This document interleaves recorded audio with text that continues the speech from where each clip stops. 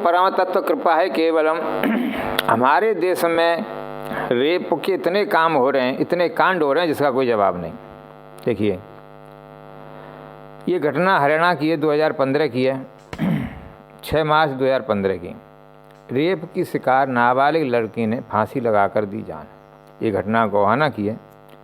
6 फरवरी की शाम को लड़की जो है जंगल में लकड़ी लेने जाती है और वहाँ पर एक आरोपी उसे खेतों में ले जाता है, एक व्यक्ति खेतों में ले जाता है, वहाँ पर उसके साथ में रेप कर देता है और लड़की बेहोशी की हालत में सवेरे मिलती है। वहाँ पर रिपोर्ट लिखाई जाती है, परंतु पुलिस जो है वही करती है, लापरवाही करती है।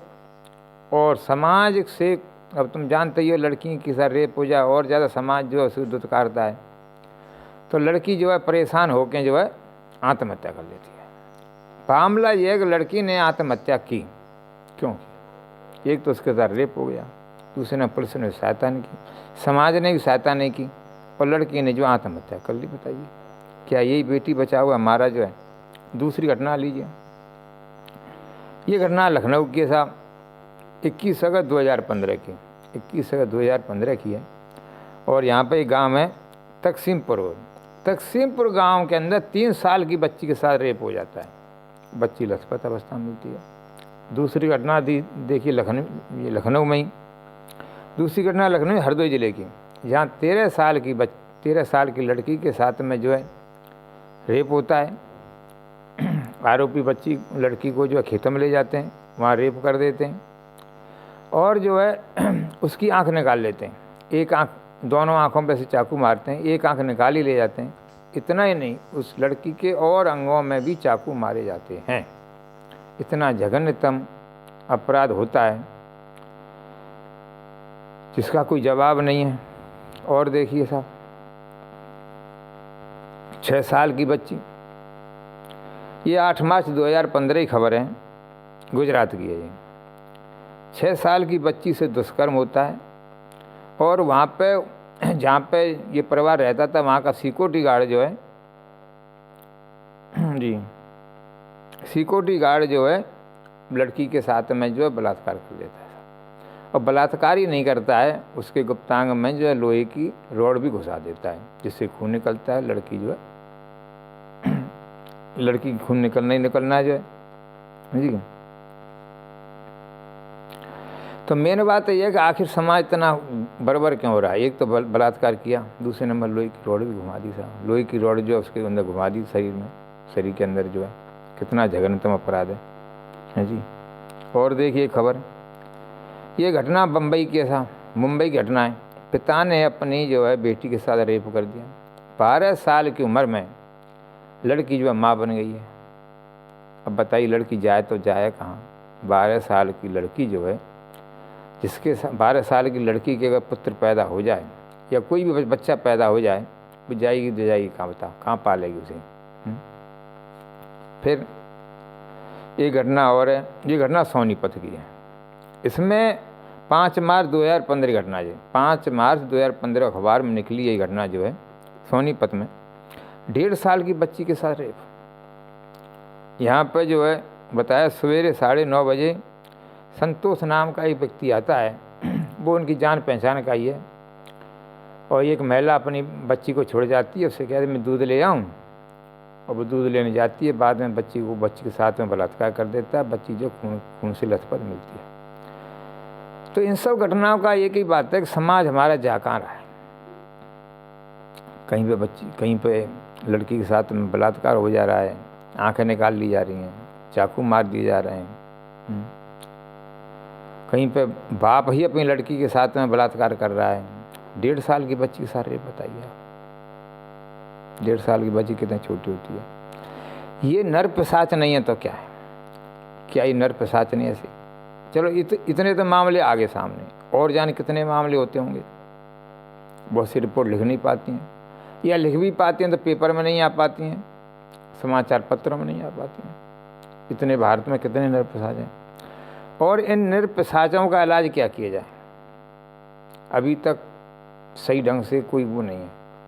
हमारे देश की कानून व्यवस्था ऐसी है, आप रिपोर्ट लिखा दो, पहले ज़िले में जाएगा, फिर हाई कोर्ट जाएगा, फिर सुप्रीम कोर्ट में जाएगा, और गरीब आदमी लिखा कैसे देगा साहब? एक साधारण आदमी की हालत क्या है? बजाय थाने रिपोर्ट लिखा देगा बस, बाद में आरोपी उस केस को घुमा दे फिरा दे, पुलिस चाहे तो करे नहीं करे, बोलो क्या करोगे तुम? इसी कारण अभी तक क्या हुआ बताइए? अभी भी केस हो रहे हैं, लड़कियां 25-25, 30-30 टुकड़ों मार रही हैं सूटकेसों में। 2015 से लेके अभी तक क्या रुक थोड़ी गए? अभी भी बहुत हो रहे हैं, लड़कियां 25-25, 30-30 टुकड़ों मार रही हैं। आखिर क्यों? समस्या का समाधान तो यह देखो, एक तो कठोर कानून बनाया जाए।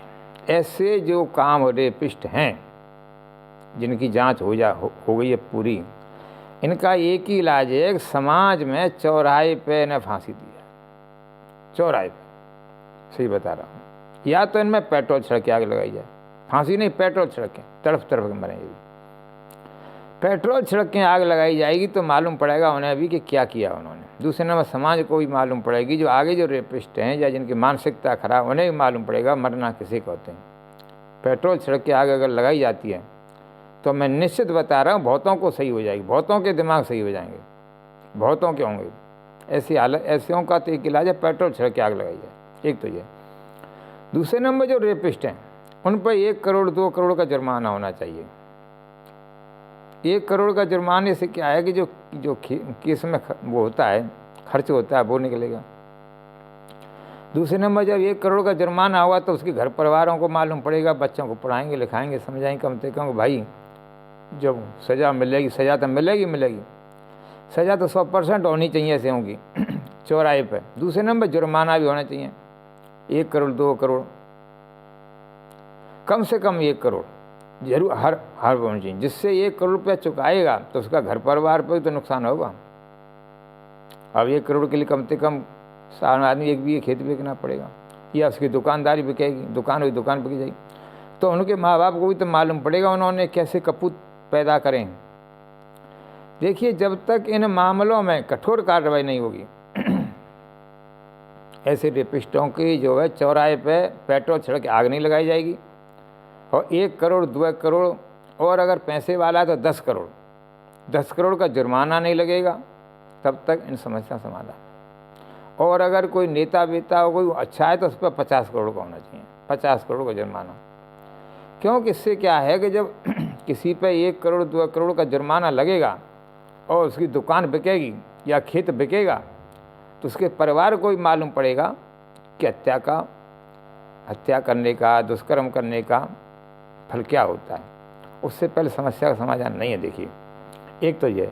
दूसरे नंबर एक बात और है, हमारे मंदिरों में अब जल्दी से जल्दी ही गीता उपनिषद के पाठ शुरू कर देने चाहिए। गीता उपनिषद का पाठ 100% होना चाहिए हमारे मंदिरों में। देखिए, और वहाँ पे हर महीने प्रवचन होने चाहिए गीता उपनिषद पे। अध्यात्म वेत्ताओं की नियुक्ति होनी चाहिए। हर गांव के अंदर एक मंदिर ऐसा होना चाहिए अध्यात्म वेत्ता जो हर महीने जो है सत्संग करे। 100% बता रहा हूँ।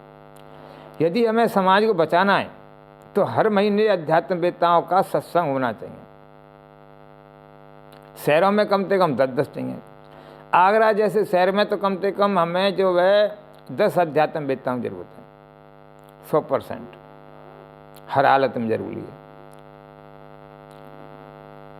अध्यात्म वेत्ताओं की, जिससे अध्यात्म की जानकारी होगी तो देखो समाज का दिमाग कुछ ठीक होगा। आज हो क्या रहा है, मंदिरों में जाइए, कहाँ गीता प्रवचन होते हैं?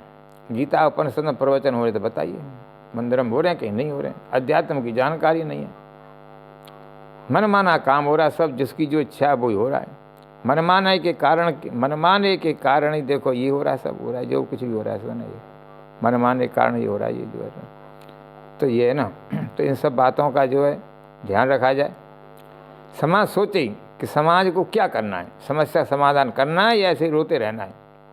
रोते रहना है तो देखिए आगे जाके और समस्याएं बढ़ेंगी और ज़्यादा बढ़ जाएंगी। फिर क्या करोगे?